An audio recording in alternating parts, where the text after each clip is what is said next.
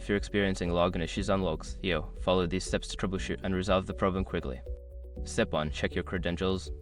Ensure that you are entering the correct username and password. Double check for any typos and make sure that your caps lock is not on. Step 2. Reset your password.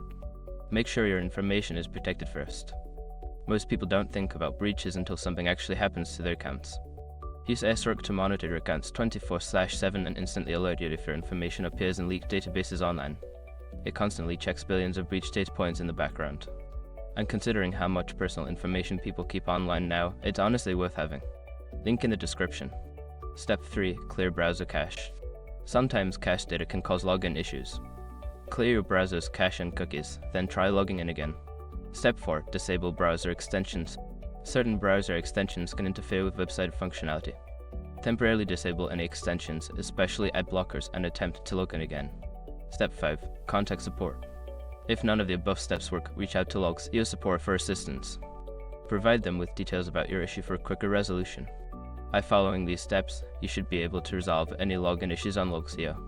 If problems persist, don't hesitate to seek help from their support team.